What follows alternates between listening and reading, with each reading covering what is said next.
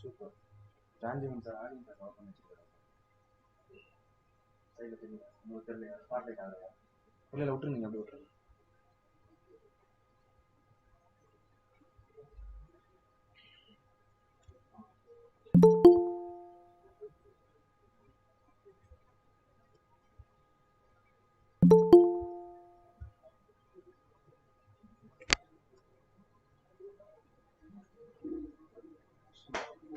Okay, let's start.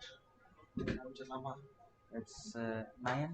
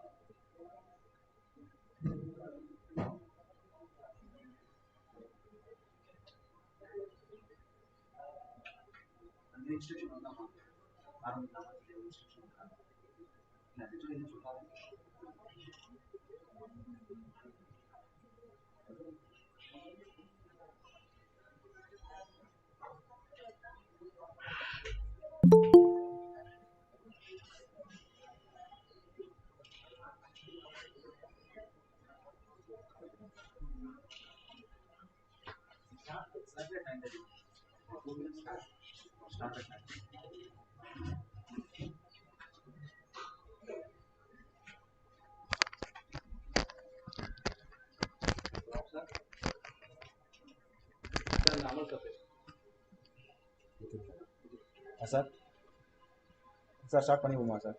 கரெக்டாக 9:30 ஆச்சு. அவங்களும் மேடம் இல்லை சார், போதும். உள்ள வந்துட்டே தான் இருக்கிறாங்க. எஸ் சார், ஆரம்பிச்சிடுவோம் sir. Okay.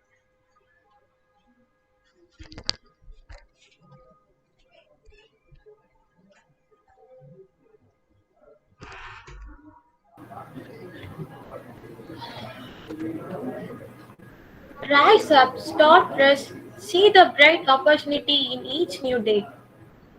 Let us all meet in the bright new day of Expanding Frontiers in Chemistry 2021. A very good morning to one and all gathered here. I hope is the only bee that makes honey without flaws. Now, I request Dr. S. Royappan, Convener and Head Department of Chemistry, Anandar College, to welcome Resource Person Dr. Prabha Ibrahim, Chief Technology Officer, Late Therapeutics, South San Francisco, USA.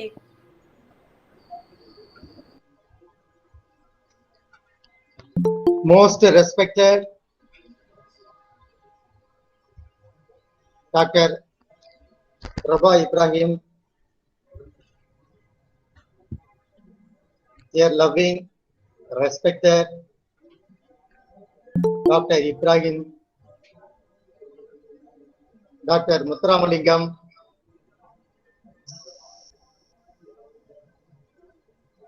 faculty members of universities, research scholars, faculties from other colleges, students, participants from other institutions, faculty members of our chemistry department, students of our UG and PG students, very good morning to all of you. It's my pleasure to act as a chairperson of this session. I'm really happy to act as this session. I'm happy to introduce Dr. Prabha Ibrahim, highly resourceful resource person. I have gone through Madam profile. It consists of 3 pages of full of her achievements and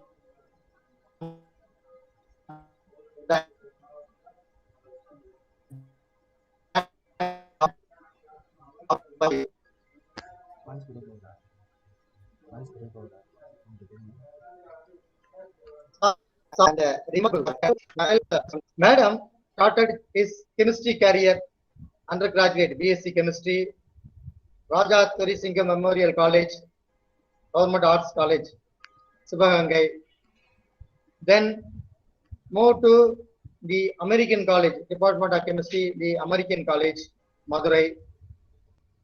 Then higher studies, Madam did her PhD work in organic chemistry, University of Victoria, Canada.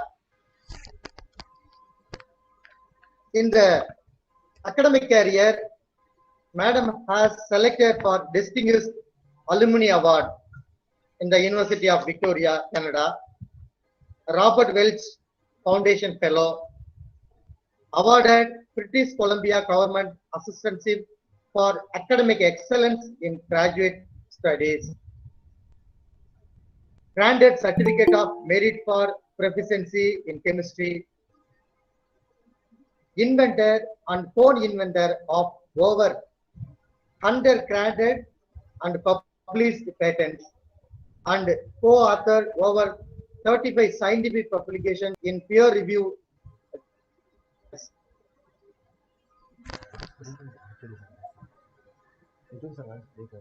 Invited oral presentation and conferences internationally. Among these, Madam occupied various positions in the different level in the USA, starting from research scientist from Amgen company, that is from starting 1993 to 98. She was a lead chemist and also a research scientist at the time. Then Madam moved to research CV Therapeutics from 98 to 2002, acted as group leader, senior research scientist and group leader. Then from 2002 to 2015, Flexican company, Madam acted as senior vice president.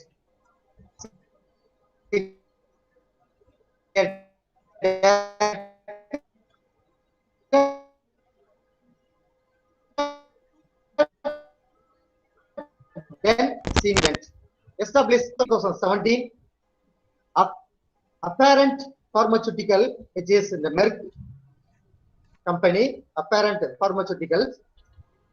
Madam acted as Chief Technology Officer. Then from 2017 onwards, Madam is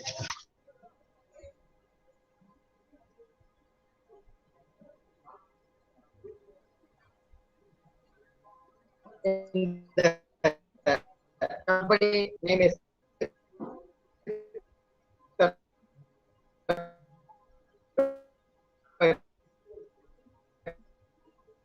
HOD sir பின் பண்ணிவிட்டேன். HOD sir பின் பண்ணி விட்ருங்க. பின் பண்ணி தானே எனக்கு network connection அடிக்கலாம். இன்னைக்கு என்ன ஒய்ஃபை சொல்ல பண்ண மாட்டேங்க. நேற்று நல்லா இருந்துச்சு. drug discovery and development, including lead optimization, preclinical evaluation, toxicology, manufacturing, clinical supply and management, biomarker implementation and clinical development in multiple therapeutic areas, which are oncology, inflammation, cardiovascular, metabolic disease, and the fibrosis. These are the area.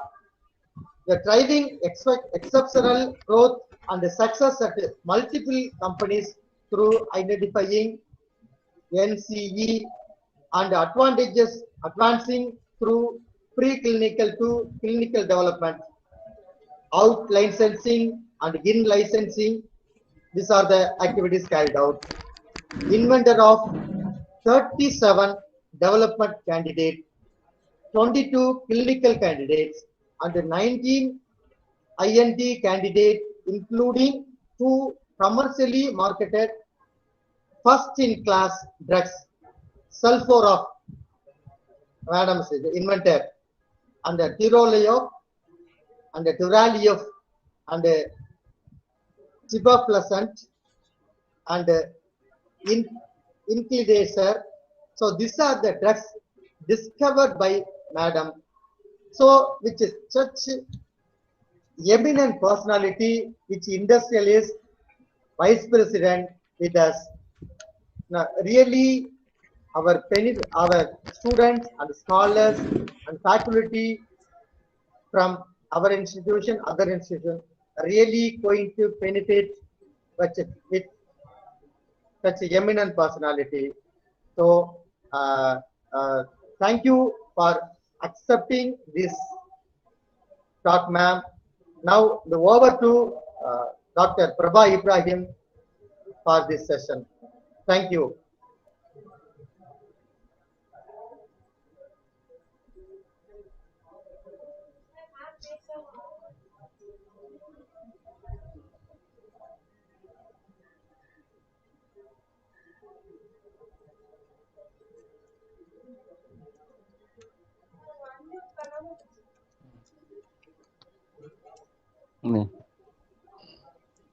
Madam, excuse me, madam. Sorry to interrupt you. Kindly please unmute.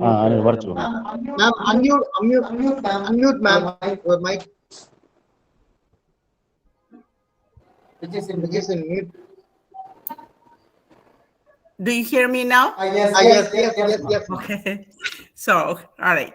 Thank you very much for finding, and I thank you all the participants, the students, faculty, and all the organizers. I appreciate very much your effort in putting this conference together by inviting a number of participants to share their thoughts and, provide the initiation and the guidance for potentially coming up with new blood, new younger generation to get into the world of inventing new and novel technologies and the compounds. So I'm very appreciative of the efforts that the students and the faculty of Arul Anandar College are taking to put together this conference.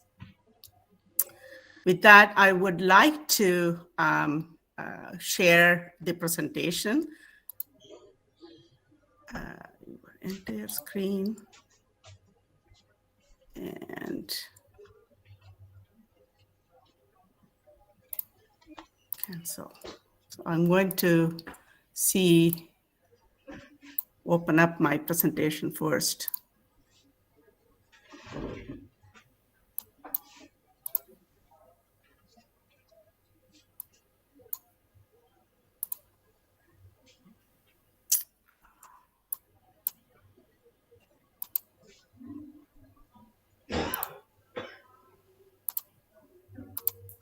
Do you see my screen?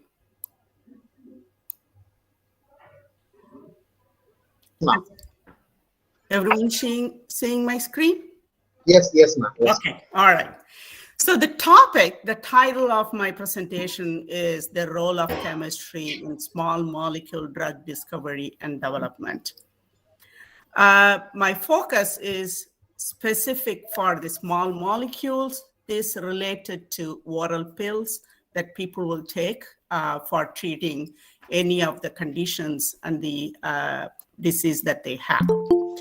So why I wanted to bring the small molecule concept is that this conference is organized by the students of chemistry department.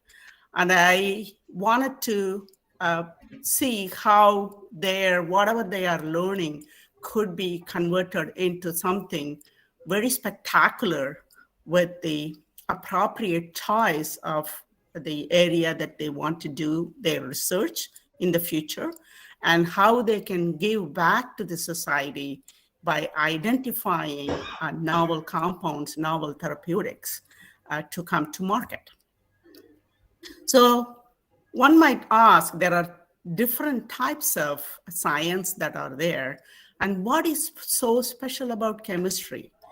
Dr. Thai Manavan yesterday talked about the learnings from the nature, and every activity that you see naturally surrounding you is involving a type of chemical reaction, which you may not see with your eyes, but you will see it with the action that is happening around you. So there was also the word central science was mentioned yesterday about chemistry. So truly the chemistry is a central science because there are a lot of different other aspects of science are connected through chemistry. Biology, for example, physics, environmental, all other different types of sciences are connected through chemistry because of the chemical reactions, type of chemical reactions that happens. And also, it also opens up a lot of career opportunities. You can become a teacher, or if you are interested in inventing something new, so you can go into pharmaceutical chemistry, petrochemical industries, food industries, environmental industries. All these different types of venues are available by knowing the chemistry and the fundamentals of the chemistry. What are we learning during the chemistry classes, either in the undergraduate classes or in the graduate class? We are saying MSc is a graduate class. BSc is an undergraduate class. That's how we refer to in North American systems. Here, what we are learning are the traditional types of chemistry, the organic chemistry, physical chemistry, analytical chemistry, biochemistry. These are all different aspects of chemistry, but they have focus on in each of the divisions. Also, recently, there are subdivisions that also were focused on. Medicinal chemistry. When I was in graduate school or in undergrad, we never heard the term medicinal chemistry, but now there is the medicinal chemistry, nuclear chemistry, pharmaceutical chemistry, polymer chemistry, nanochemistry, industrial chemistry. All these are different disciplines within the big umbrella of chemistry. They focus on specific area so that you can apply it in the future career development. And also, there are the industries that we talked about, these pharmaceutical industries. There is the environmental part of it, food industry. All these also different venues and all these interesting and the subdivisions in the chemistry could be applied to each one of this. I want to take the focus on the pharmaceutical chemistry and the biotech industries as a focus for the talk. Because my background, where I applied is in the pharmaceutical industries. So what are these? So you call pharma, you call biotech, what are these? So if you are looking at the chemistry component of that, then you can use chemicals by synthesis. And that is the part of the pharma industries. You make the molecule, design the molecule, that becomes a drug. That is pharma industry. Then what is biotech industries? The biotech industries are associated with the products from living organisms. For example, proteins, RNA, peptides, all these are being extracted from the living organisms. It could be cells, it could be plants. All these are the products of the main products for the biotech industries. Then there is a new coined word, biopharma. So biopharmaceutical industries, what do? They do both of a small molecule, which you actually synthesize, as well as using the living organisms, products from the living organisms. So you got the monoclonal antibody. There are drugs. For example, the COVID, we use the mRNA products that are being for the vaccines. So these are all the part of the biotech, biopharmaceutical, biotech combination. So with that in mind, with this introduction, I wanted to give an overview of what I am going to be talking about. So the topic is the role of chemistry in development.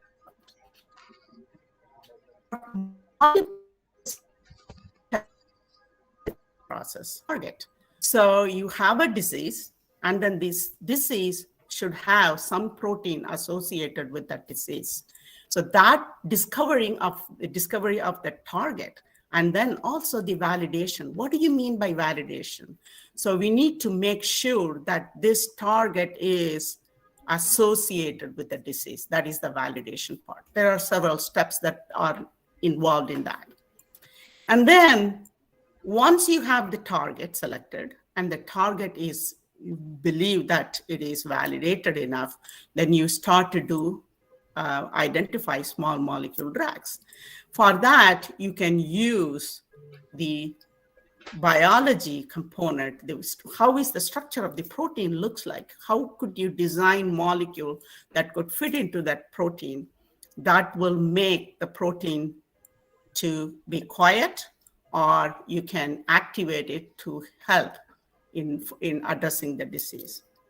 And also you can look at when you are making the compounds, there are different approaches that you do. One is the medicinal chemistry approach for designing, putting a specific functional group in a specific part of the molecule, and then optimize that molecule for a number of activities. For example, the potency, the selectivity, the pharmaceutical properties. So all these are involved in that lead optimization process.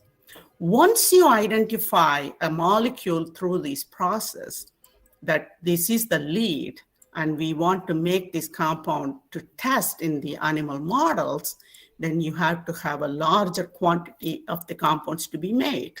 So then you need a different types of chemistry. Process chemistry is needed. And then that process chemistry would make a process to do manufacturing in multiple kilograms. When you are doing medicinal chemistry, it is like a milligram quantity, 10 milligram, 100 milligram, that would be sufficient to do. But when you do the process chemistry, you need 10 grams, 100 grams. For manufacturing, it will be kilogram quantities, multiples of kilogram quantities, metric ton quantities when it goes to commercial. So making the molecule itself is not sufficient. You cannot take the molecule in a large quantity and then eat it, but it needs to be put in a form of pill. And in order to make the pill, there is a formulation development work that need to be done. That is the pharmaceutical chemistry. And when you make these tablets or capsules, then you dose the patients, then you want to know how this compound is working in them. So you need to have some biomarkers. So, okay, this target is working in the disease. That is the biomarker part. So you need to see that the patients are getting better by taking this molecule or the drug. So we need to take those components also part of this drug discovery and development work. And also, who are all the patients? Which patient will be benefited by this particular drug? So for that, you need to first diagnose the patient that they have this disease. And also, you can select the patient population who will be much more benefited by taking this drug. So these are all the different components that are involved in the drug discovery and development, but all of them are not chemistry, right? That is the biggest point that I want to bring across. Even though we are focusing on chemistry, when it comes to the stage of drug discovery development, you need to work with other partners from the other specialists in the science, the biologist, pharmacologist, this clinical clinicians to design taking the drug through the different steps. So what are the steps? How many steps are there? So I want to give an overview of what this is all about. So let me go into a presentation mode. Hopefully this shows up. So this is a high-level timeline roadmap for a drug discovery development all the way to the market.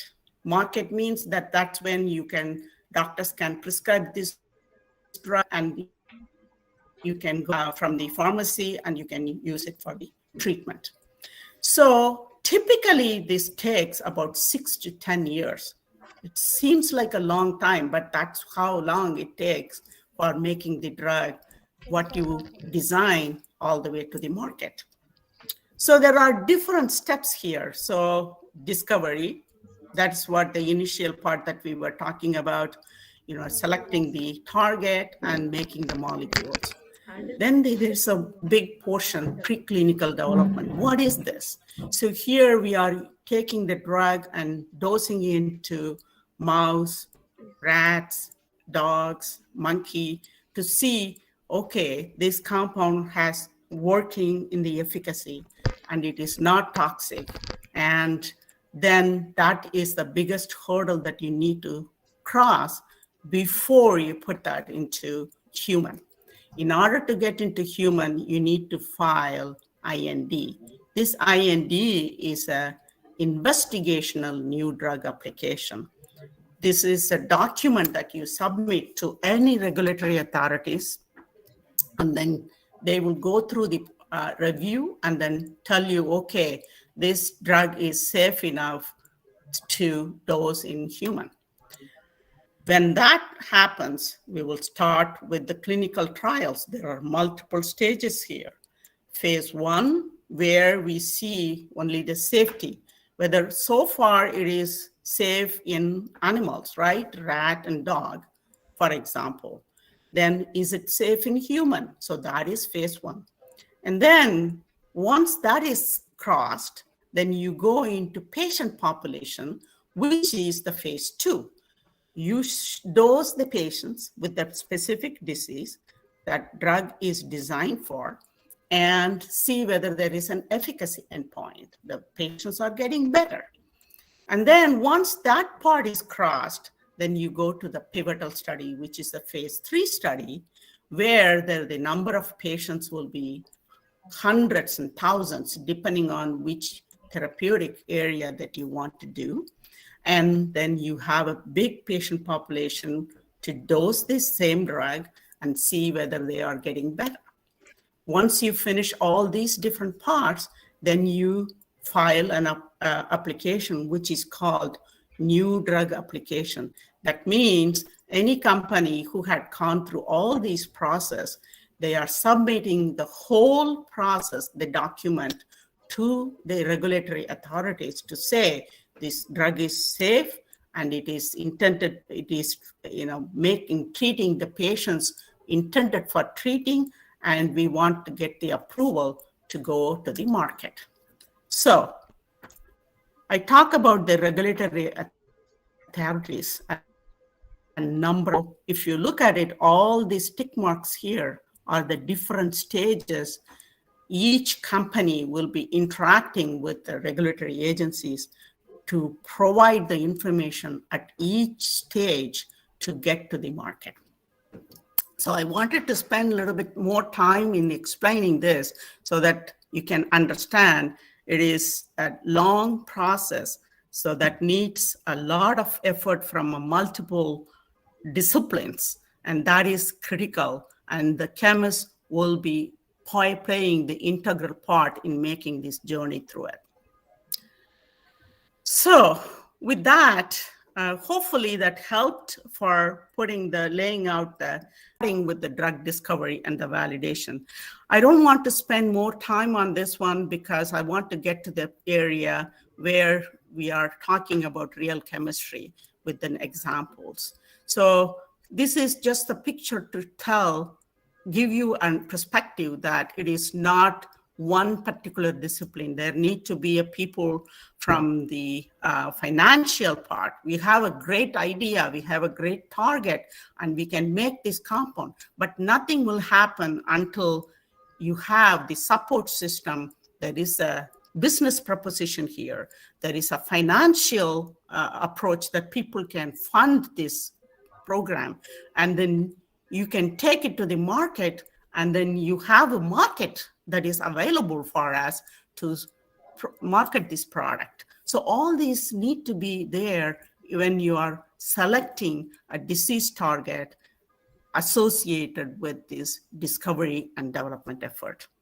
So what are all the targets that we are talking about? You might have heard kinases, proteases, nuclear hormone receptors, GPCR, lipid targets. All these are different viral, antivirals. All these are different types of targets that people can work on for the drug discovery and development effort. So now we are getting into a little bit more granular and details about how we go about discovering these drugs. So you might have heard about the compounds. These are all different chemical compounds that may not be specifically drugs, but they could be some of the molecules that are available that are synthesized, and there are a lot of companies that sell them. So these are screening library compounds. Once you have a target that you want to pursue, then you can screen these compounds against the target, and that is called high throughput screening. This is the traditional approach that people have done in the past. And how do they generate this large number of molecules? They use a combinatorial chemistry by making multiple compounds and then identifying, collecting the compounds, and then putting them through biochemical screening through high throughput screening.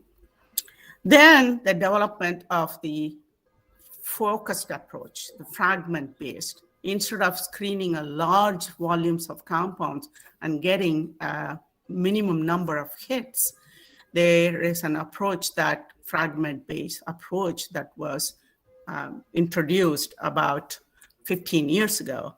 And that was the most efficient way of looking at the chemical space available when you are looking at the protein structures, and you can make lesser number of compounds, and you can do time efficiently the screening. You don't need to have millions of compounds screened, hundreds of thousands of compounds screened to identify the lead compound. So this is the cartoon that I came up with, how to show this fragment-based design. So here, the green space is an active site of any target protein. That's where the compound is going to bind. You can see there are 2 fragments that are bound in this. This is coming through the screens.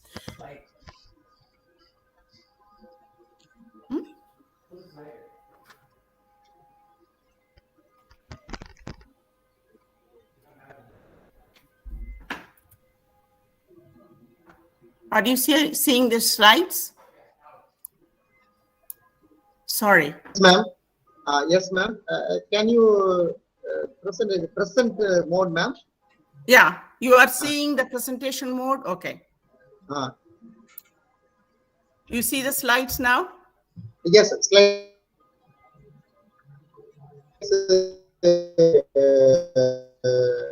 Okay. The presentation it is mode, in the presentation mode in my screen. Okay, ma'am. Okay, ma'am. Proceed. So, there is a yellow diamond, and there is another bucket, blue bucket. So these are all the different types of fragments that could be binding in the pocket. So when you look at the structures, then you can think about putting a linker together to link these two. Maybe those are the ones that could come up with the drug. What Plexicon did was to identify a scaffold. This is the central anchor in the same active site of any target. And then we can decorate this central anchor with substituents, like the ones that are at the bottom. So this is the approach that we have worked with at Plexicon to identify lead compounds. So since this is a cartoon, I wanted to show the actual structure that we have actually done at Plexicon. So we use structural biology, that is structure of the protein. So you can see what you are seeing. Do you still see the pictures? No, slide is not moving. I'm Yes. clicking.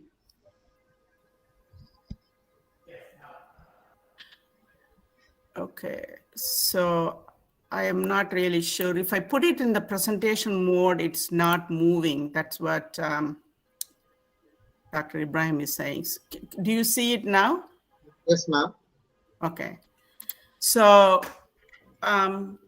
this central yellow ball is the scaffold, that is the anchor.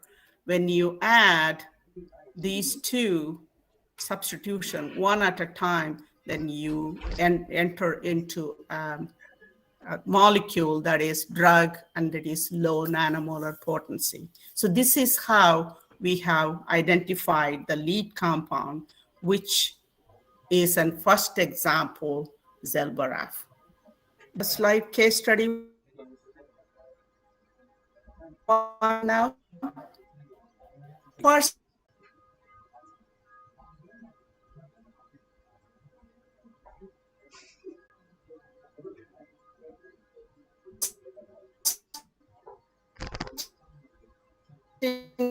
class small molecule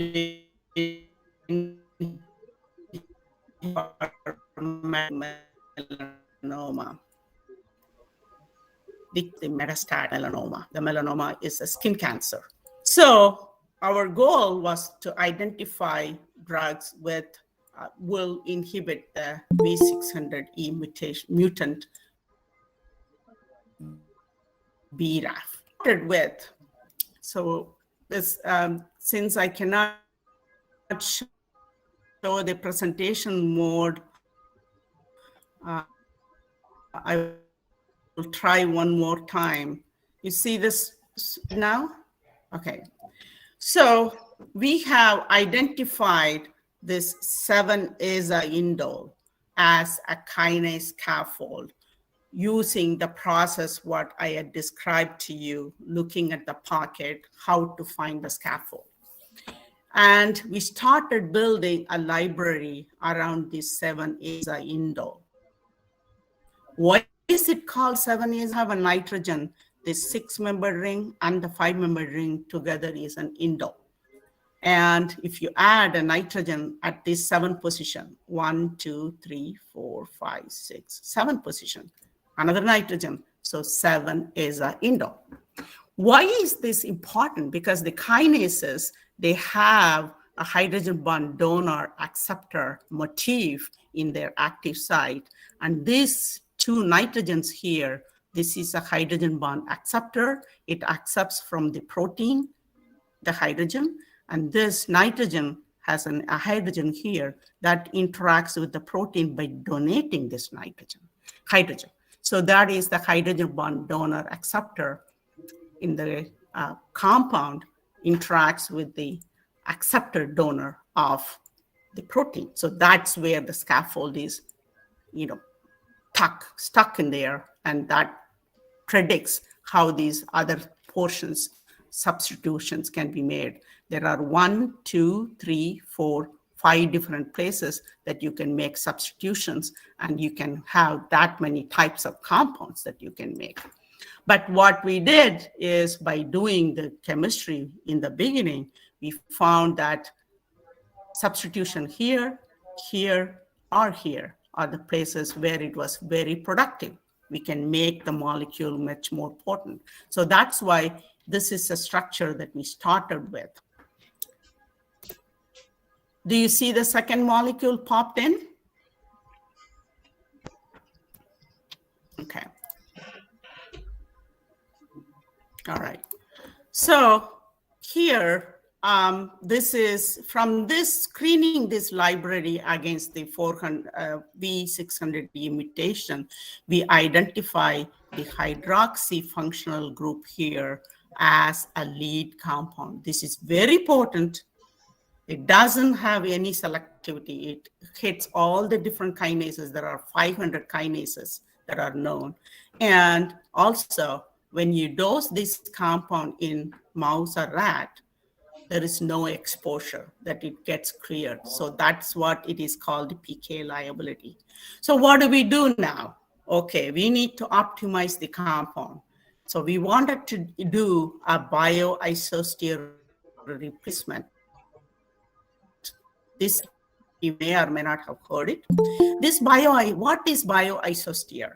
That means that the hydroxy group here, as an example, is very important for the potency, but it has some drawbacks. So you need to identify a group that will provide a very similar characteristics, the interactions with the protein, but it should have less liability on the pharmacokinetics and also the selectivity. So that is the bioisosteer replacement. So people, medicinal chemistry, focusing on medicinal chemistry, they might have heard this word bioisosteer.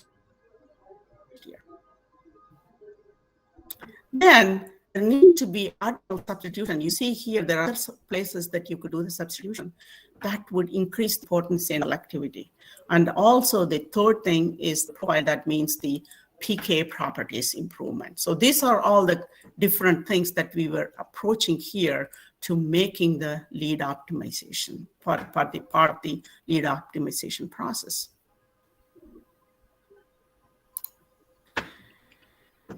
Applying this, so we identify this hydroxy group can be replaced by this sulfonamide group. So that addressed the PK liability. But then we still have 1, 2, 3, 4 different places we have to do the modifications. How do we do that? So we need to do one place, keep others constant, and do modification only one time. So do you see the full? Okay. So the lead optimization, the structure-activity relationship, this is a very important aspect of the drug discovery. What does it mean is, for any change that you are making in the molecule, you will have effect on the potency of the molecule. Look at this first box here with the ABCD here. So keeping R1, X and Y the same, the change made so that became methyl, ethyl, 200 or 210 nanomolar to 50 nanomolar from going from methyl to ethyl, and then going from ethyl to N-propyl, 1 carbon atom more, you improve the potency by another 5 times, right? When you add 1 more carbon, you are not making much of a difference. So this is the sweet spot. So this R2 is now N-propyl. So comes this next table below. And you can see keeping that N-propyl and changing X and Y, and to some extent R1 changes also, you come up with a very nice R1 being a chloro, fluoro, and fluoro R2, and propyl, you have a single-digit nanomolar potency for this compound. So that is the first lead, which is PLX 4720. And then there are some pharmaceutical properties that we needed to improve upon, and we started working on the R1 position. So you can see there are either X and Y are either fluoro and fluoro or hydrogen in some cases, but majority of the activity was on the R1 position. And the 4-chlorophenol substitution one that is the PLX 4032, which is Zilbaraf. So now you have the structure of 4032 and the profile of the potency against different targets, and also the structure, how the molecule is bound in the kinase pocket. You can see this is a 7-aza-indole. It's making the hydrogen bond interactions to the protein, and you have the sulfonamide that is making key interactions in the other part of the protein here. And the cellular, this is biochemical assay, and then you have to test them in the cell-based assays also to see what is the potency before you go into the preclinical efficacy models. So this is the lead compound that was going through all the preclinical evaluation, toxicology, and IND filing. How do you make this compound? Right? Remember, I was talking about when we were initially, we can make like 10 milligram, 100 milligram compounds. That is enough to do all the things what I showed you up to now.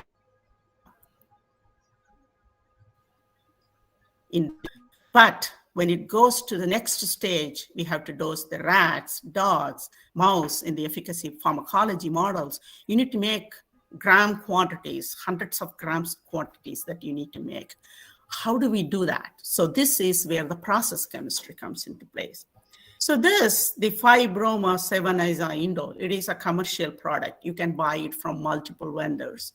And then you take that molecule and convert that by putting this 4-chlorophenol at this 5 position by doing Suzuki coupling. Maybe you might have heard of Suzuki coupling, right? Some of the, at least in the PG classes, if not in undergrad. Then that is one key piece of the puzzle. And then there is another piece that we want to have, the difluorophenyl sulfonamide with this propyl sulfonamide group. So this is made for 2,4-difluoroaniline, and with 3 steps, you can make this molecule. The next step here, shown here as a step 2, is combining these two. This is chemistry called Aldol Condensation. You might have heard of that. And you will make a molecule here, whether it is a hydroxy group or it is a methoxy group. When you make that methoxy, then it's not going to be useful for us. We will need to minimize the methoxy because the next step is the oxidation of this hydroxy group to a keto group. If it is a methoxy, it will not happen. So we need to minimize the formation of the methoxy group and maximize the hydroxy to go to the next step of oxidation to make the ketone here. So these are all the key components of the process chemistry. That is a different type of approaches that we need to. Okay, now we made the compound in multiple gram quantities and hundreds of gram quantities. And what do we do next? So now we need to take it in the preclinical efficacy model. For a minute, let's focus on the left side, which is a blue box. And you can see there are different lines in here. So what do they do here is there is a tumor animal mouse that has the melanoma tumor in it. And that is called Colo 205 xenograft. Remember in the cellular assay that I showed the table, there was a colo 205. That is the cell that is characteristics of the melanoma cell. So you put in the xenograft model, the tumor will be on the mouse, and they will be dosed orally with PLX 4032, whether it is a 6 milligram per kilogram dose or 20 milligram per kilogram dose or 20 milligram per kilogram 2 times a day. This is QD, means once a day. This is two times a day BID dosing. And see, dose the mouse for 28 days and see what happens to the tumor size, whether the tumor is shrinking or not. So what is shown here in the graph is the tumor volume. You can see in the millimeters cube is the tumor volume they measure. So when they treated only with the vehicle, that is, there is no drug at all, it keeps going and going. At this end, there is, they are going to be at the last stage. But when you do the 6 milligram per kilogram once a day dosing, you see the blue line, it reduces the tumor volume, but then it doesn't reduce anymore. The growth is there and it stays right there. It's not, you cannot stop it. So this is the difference between vehicle and the volume, tumor volume reduction with 6 milligram per kilogram dose. It's like about, what's that? This is like 1200 to 1200 to 800 difference. That's the benefit that you get. But milligram per kilogram once a day or twice a day, you can see the tumor doesn't grow. Whatever the volume that was there, it stays there. So what then that means this dose is good. This dose is the therapeutic dose. And what is the plasma concentration that you need to keep this at this level? If you look at this is 250 to 300 micromolar hour. This is the area under the curve that you measure. This is very important information. Why is it important? Then you can plan the clinical exposure with your formulation. When you dose in a human, in order to see efficacy, you need to at least achieve that level in human for benefit for the patients. So what is shown here on the right side in the white box is the data from the clinical dose, like dosing a patients and looking at the plasma level of the drug, and you can measure the area under the curve. Like what we can do it in human. And you can see that there are a number of boxes here. These are varying doses, dosed twice a day dosing. And of what you can see that as you increase the dose, there is an increase in exposure, and that kind of levels off after a particular level. And there is a point here that I had added MTD, 960 milligram BID. What does it mean? MTD means maximum tolerated dose. That means if you dose above this to patients, they may not be able to tolerate that very well. They might have some side effects. They might feel very tired. They may not be able to do anything much. So that is the effect of the drug on top of the patients that are already having the disease. So the next phase when we are doing this is the maximum dose that we can dose to the patients. Hope that you are following me with that. So I couldn't do the animation. So basically, once we do what dose that we need to do for the next stage, then we do the first part, which is the phase 1 extension here. You can see this is number of patients are only 32 patients, but we want to try to see whether this drug is the effect is there with the patients with the disease. What do you call, we call this as a waterfall plate, a waterfall graph. What that means is from baseline, what is the change in the tumor volume? There are multiple measurements that they do. This is the tumor volume. This is a value that they measure. And you can see as the patients, you need to have show that this drug is effective. You have to have at least 30% reduction from baseline. So you can look at this here. There are a number of patients that they have reduction more than 30%. Okay, so this drug is working. You can see that it's 81% response rate out the 32 patients. This is the response rate. That's how they measure the efficacy for tumor. Then the next stage, phase 2, you can see that there are 100 more patients here. So more number of patients, and see whether there is how effective this drug is in bigger patient population. So you can see now the waterfall graph is still holding good with higher number of patients here. And now the extension of response is gone a little bit lower. This is what expected, right? As you have a most number of patients, then you will have this variability will be there, but that's fine. But still you see that it's the patients are responding to this drug. And then we talked about the phase 3. Remember phase 1, phase 2, and phase 3 here. There is a standard of care that is dacarbazine is the compound that was given to patients who had metastatic melanoma. So on these new drug need to go against head-to-head comparison with the already available drug, how better it is performing in the for the treating the metastatic melanoma.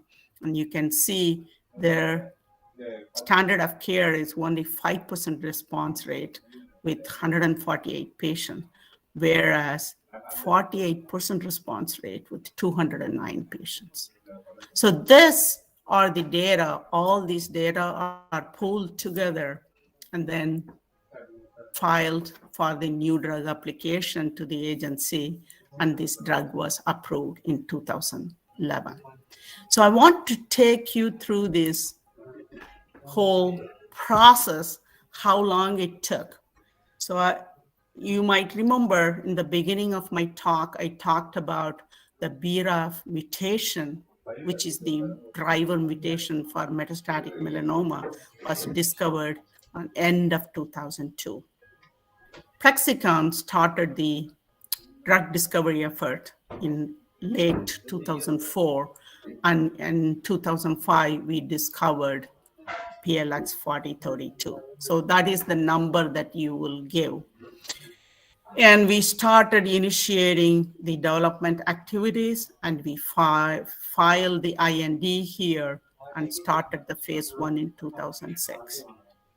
And then we started the phase 2 in metastatic melanoma patients in 2009 and finished that part, and then started the phase 3 enrollment in 2010, and then we got approval in 2011.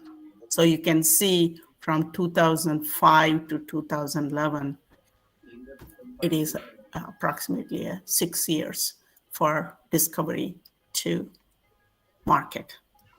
So what I have here is, this is the CT scan. That is a measurement, how it is used for the measuring the improvement in tumor. For each one of these figures, there will be two, the left side and the right side. The left side is the CT scan that was done before treatment. The right side is after treatment. So for each one of the pair, you can see there is a remarkable difference in the CT scan. This is truly black and white change, right? By treatment, without treatment, after treatment, before treatment, after treatment.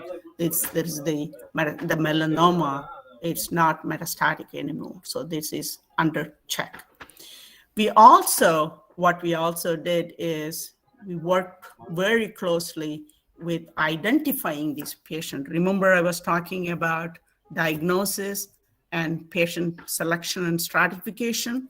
In this particular case, we worked with Roche diagnostic team, even at the preclinical stage. In the mouse model of Colo 205 xenograft model, we were able to put together a kit that would be used to select the patients who has this driver mutation to maximize the efficacy and benefit to the patients. So this is the kit that was generated because of based on the effort that was done in collaboration with the Roche diagnostic team. So both the drug, Zelboraf or vemurafenib, and the kit were approved on the same day in 2011. So this is the first success story of this structure-based, scaffold-based drug design, starting from the discovery effort all the way to market. So I have a few more examples that I can show, but I'm not sure how we are doing with the time. 1.1.2 Professor Ayyappan, can I? Ma'am, you need more time, ma'am? So I will probably need another 5 minutes. Yes, ma'am. Go ahead, ma'am. Okay. So this is the second case study, which is pexidartinib, Turalio. This is approved in 2009. So this is also a debilitating disease. This is a treatment for tenosynovial giant cell tumor. So this is mouthful. You can see, say, TGCT. What it is, it's a benign tumor, but it comes only in the joints, and it really makes people's life very miserable because they cannot move around. So I want to show the next slide instead of the previous one. So you can see this is the phase 1 extension that we did. You can see the difference between the two legs, right leg and the left leg. And this patient was a nurse, and the one treatment that they have for this kind of tumor is surgery. They will remove the tumor, but they cannot completely remove the tumor, and hence there is a higher chance of the tumor to regrow again. Once that happens, only the option is the amputation. So this lady was diagnosed with this. The recurrence happened after the surgery, and she was recommended for amputation. But she went on the PLX 3397 pexidartinib for 4-month treatment, and you can see she's showing on the sides. You cannot even see the difference between the two legs here, 2 knees, and this is the front view. Now, she didn't have any amputation. She went back to work. So that's the success story you can see here with this patient. And there is another patient from phase 3. You can see, when I saw this, I couldn't even recognize this was a hand. And you can see that with the continued treatment, how much the hand has come to become normal. So these are all the two. Visually, you can see the patients, how much they are benefiting, not only getting rid of the tumor, but also they are able to do normal things. This is very important for giving back to patients by doing the chemistry, what we try to do here. Then the third case study is gefapixant. This is a P2X3 receptor antagonist. Now this had been, NDA is filed, new drug application is filed earlier this year, expected to be approved later this year or early next year. And this is for a chronic cough treatment. So these patients have a trigger in their system that it can come anytime. They may not be able to control the cough at all. So they will be coughing all the time.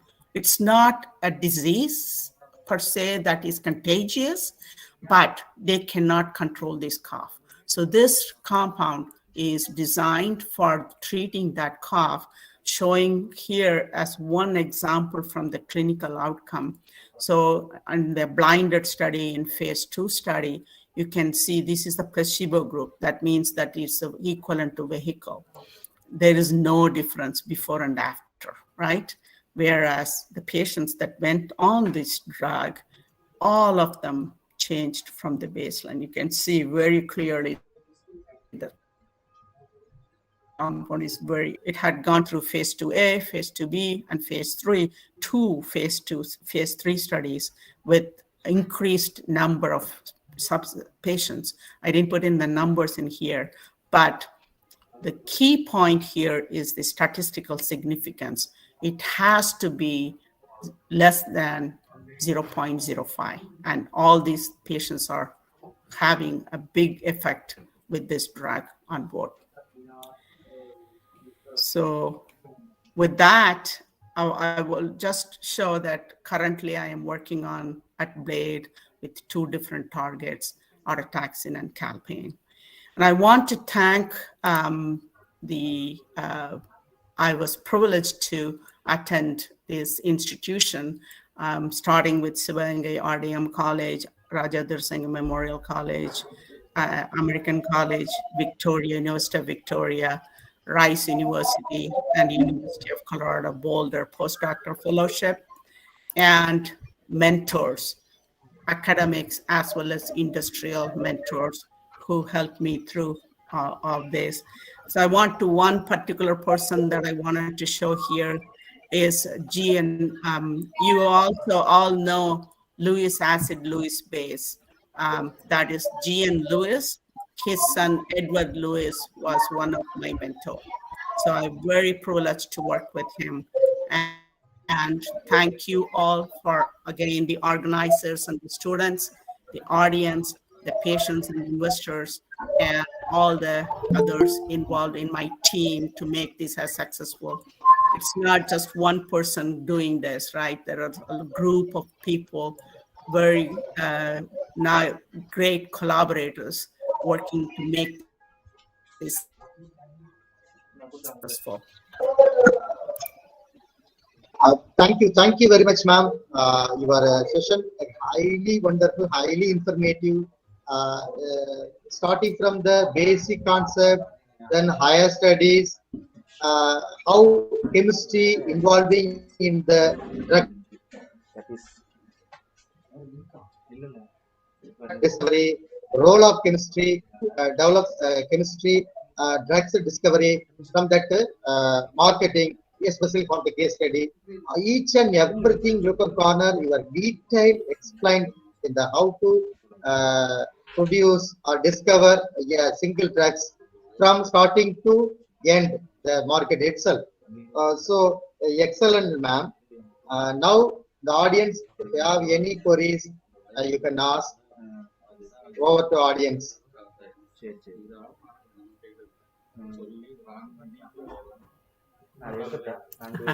Oh, there was a question. What is the PLX 4032? What is PLX? PLX is the code name for Plexicon. Yes, one of the student asked, second time is a student asked, ma'am. Right. Similarly, others also you can ask, student, faculty, you can text, ma'am will answer, ready to answer.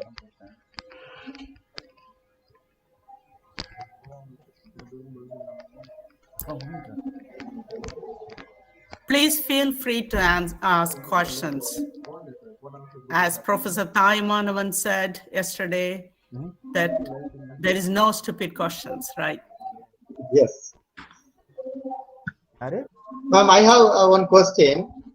Since during your lecture, so a single drugs, it comes into market 6 to 10 years it covers. Am I right, ma'am? Yes. But what about the COVID drugs? It not taken that much years. What is the reason? Yes. So that's the reason why they were able to get that very quickly is that technology was developed long time ago.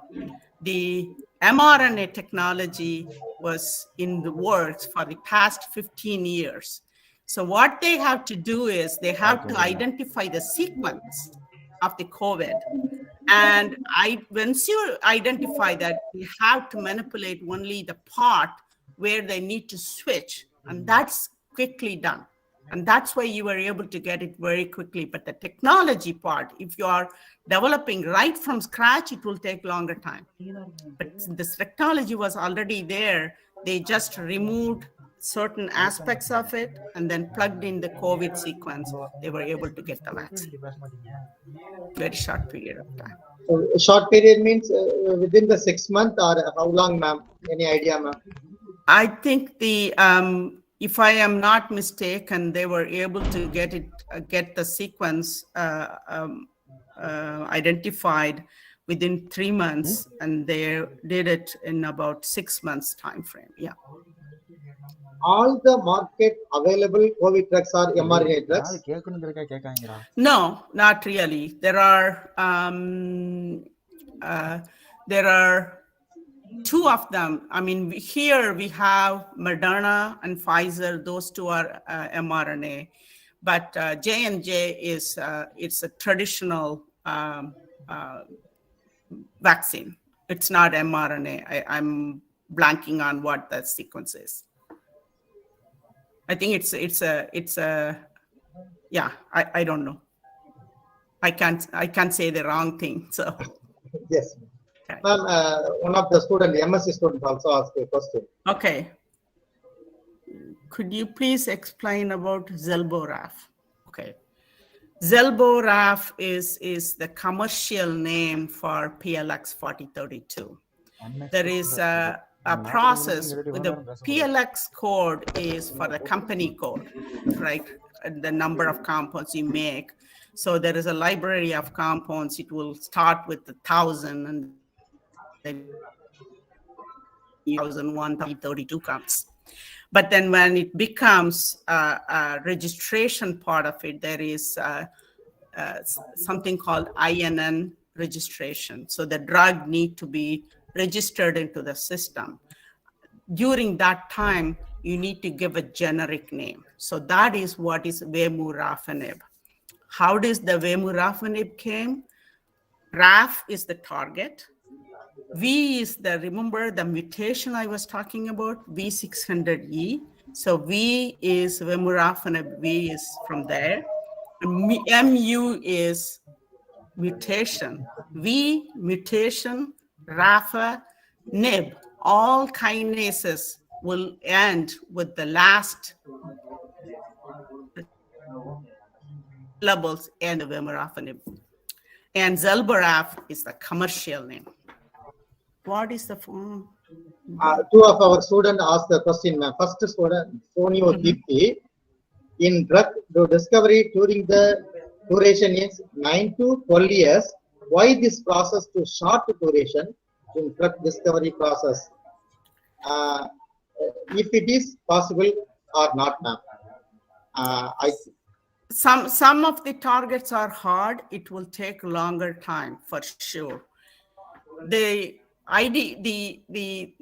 6 to 10 years that I have given is because we are doing the scaffold-based drug discovery that shortens the time of the discovery part. So there is some of the targets, if they are really well defined and we are able to get it, that would be the least time, right? But there are other targets that are difficult targets. It will take more than that. For sure, the 9 to 12 years is also possible. There is 1 in 5,000 drugs that makes to the market. One in 5,000 of the hits that we call as a lead compound will make to the market. So that many failures are there, right? Some of them, they will never able to make it to the market. Another and ask the question: all the drugs molecule are patent? Yes. They got a patent, no? Yes. Yes. Otherwise, you cannot sell it in the market. So you have to have So once you design the molecule, you have to file a patent. The company who is discovering this will file a patent. The patent inventors will be associated with that patent for the patent filing. And they will have, once the patent is granted, then you will have exclusivity. Nobody else can come into the space for minimum 20 years. That's the exclusivity period. And then they can only, the company who has the patent is the only one that can sell it. Another one, faculty from other institution asked, after performing in vitro anti-portfolio, whether it is advised to go with the in vivo method based on the IC50 value. I don't quite get the... Can you read ma'am, inbox, which is available in the inbox? Inbox. Sandhya Sivaraman. Sandhya Sivaraman.